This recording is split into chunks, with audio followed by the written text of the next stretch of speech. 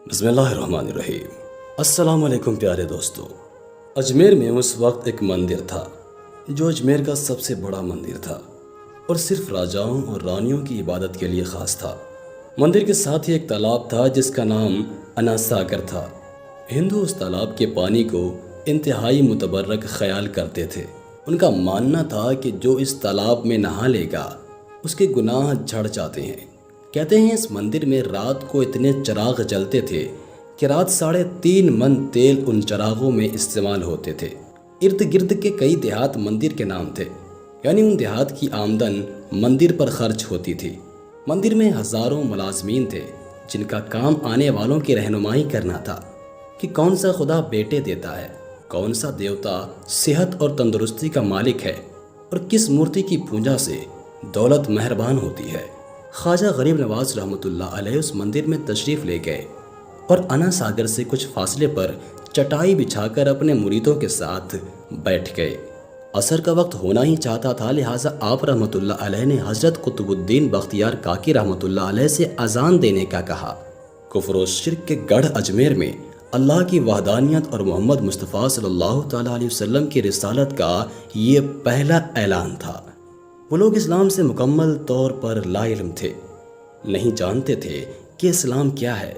चुनांचे अजान की आवाज़ सुनकर वो हैरान हुए और अपने घर से निकल आए।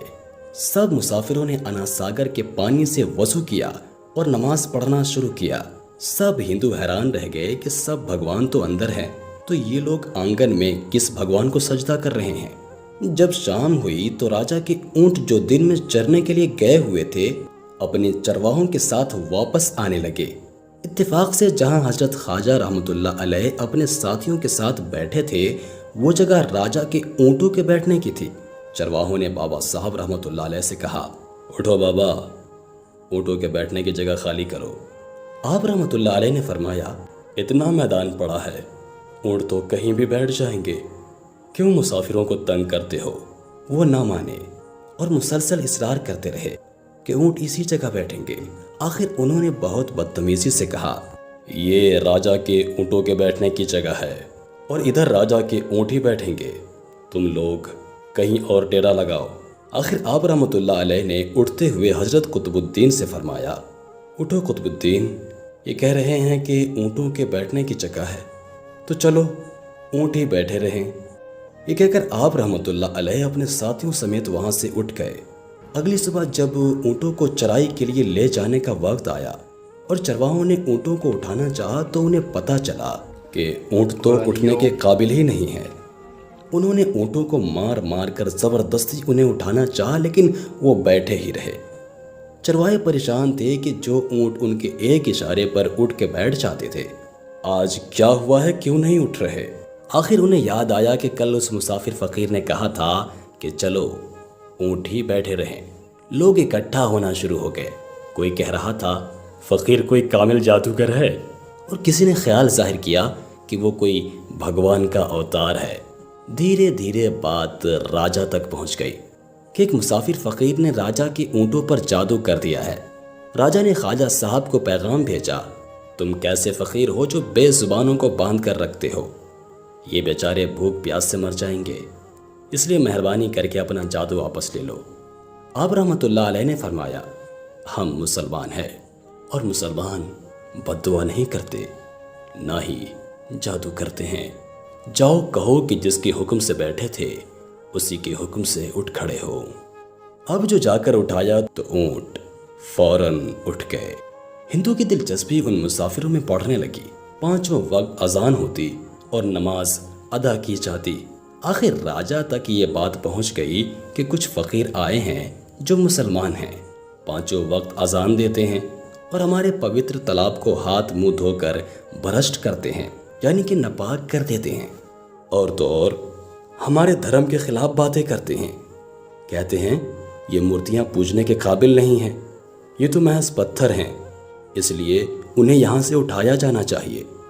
राजा ने फ़कीरों को पैगाम भिजवाया कि तुम लोग मांस गोश्त खाते हो, हमारे धर्म के खिलाफ बोलते हो, और तो और हमारे पाक तालाब को अपने हाथ डालकर नापाक करते हो, जो हम बर्दाश्त नहीं कर सकते, इसलिए तुम लोग यहाँ से चले जाओ।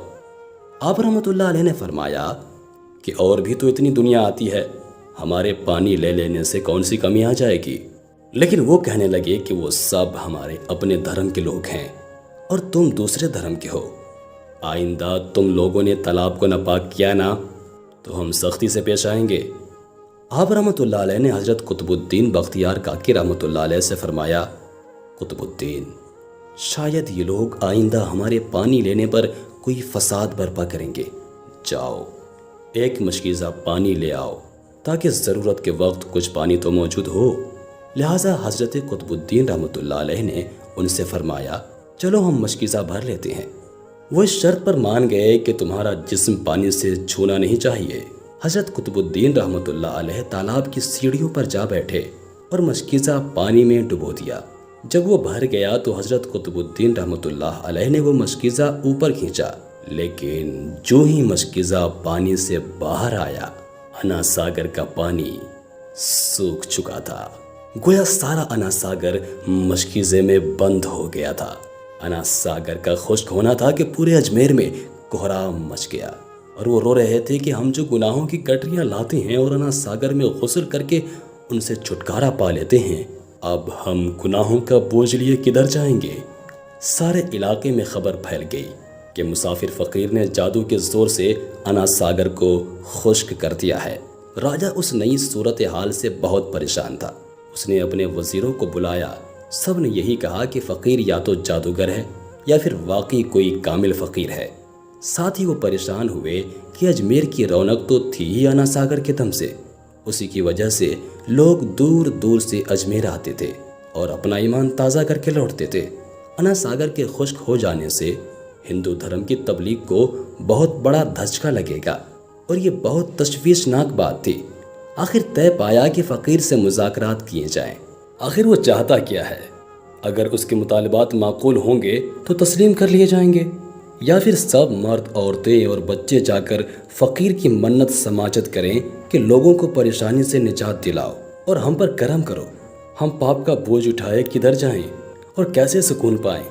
یہ تجویز زیادہ آسان تھی، لہٰذا تمام لوگ بابا صاحب رحمۃ اللہ علیہ کے پاس آئے اور بولے، بابا تم بھی وضو کر لیا کرنا، لیکن بھگوان کے واسطے ہمارا انا ساگر ہمیں لوٹا دو۔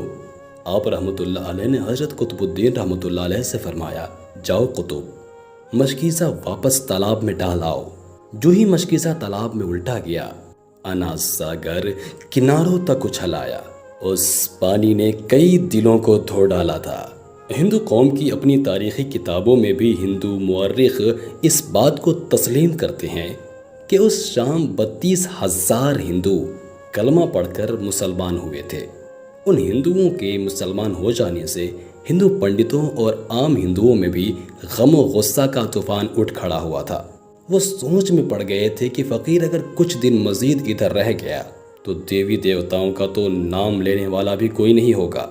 لہٰذا لوگوں نے راجہ کو مجبور کیا کہ جلد سے جلد کچھ کیا جائے۔ راجہ نے مندر کے بڑے پنڈت رام دیو کو بلایا اور اس سے بابا صاحب رحمۃ اللہ علیہ سے مناظرہ رکھ کر جلد سے جلد انہیں ہرانے کو کہا اور اجمیر سے باہر نکال دینے کا حکم دیا۔ رام دیو اپنے وقت کا مانا ہوا پنڈت تھا، جس کی علمی قابلیت کی دور دور تک دھوم مچی ہوئی تھی۔ اس نے راجہ کو یقین دلایا کہ جلد ہی راجہ کو کوئی اچھی خبر سنائے گا۔ رام دیو بابا صاحب رحمۃ اللہ علیہ کے پاس آیا اور الٹے سیدھے سوالات کرنے شروع کر دیے۔ بابا صاحب رحمۃ اللہ علیہ نے خاموشی اختیار کیے رکھی۔ جب رام دیو نے حد سے بڑھ کر شور مچانا شروع کیا تو بابا صاحب رحمۃ اللہ علیہ نے اس کی طرف آنکھ اٹھائی اور مسکرا کر فرمایا، رام دیو، تو شور مچا رہا ہے اور میں تیرے ماتھے پر ایمان کا نور چمکتا دیکھ رہا ہوں۔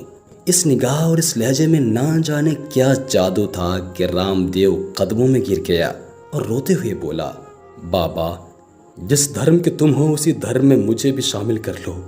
سب لوگ جو مناظرہ دیکھنے آئے تھے دیکھتے ہی رہ گئے، حیران تھے، پریشان تھے کہ یہ کیا ہوا۔ جو خریدنے آیا تھا وہ خود بک چکا تھا، جو جیتنے آیا تھا وہ ہار چکا تھا۔ پنڈت رام دیو خواجہ صاحب رحمۃ اللہ علیہ کے ہاتھوں پر مسلمان ہو چکا تھا۔ سبحان اللہ۔ دوستوں، یہ اللہ والوں کی شان ہوتی ہے جب وہ اللہ کے ہو جاتے ہیں تو ساری دنیا ان کی ہو جاتی ہے۔ اللہ تعالیٰ سے دعا ہے کہ ہمیں ان بزرگوں کے نقش قدم پر چلنے کی توفیق دے، آمین۔ میں ہوں محمد امن رضا قادری اور آپ سن رہے تھے اسلامی کہانی ہماری زبانی۔